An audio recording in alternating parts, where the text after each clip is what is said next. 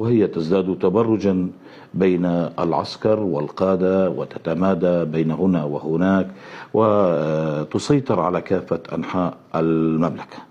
وبعد أن وصل عمر ابنها 16 سنة قررت أن تزوج ذلك الفتى بابنة شبيهة بها من خارج تلك المملكة، لكي لا يكون هناك عليه سيطرة من أعمامه أو أقاربه في مؤسسة الحكم أو من الأسرة الحاكمة.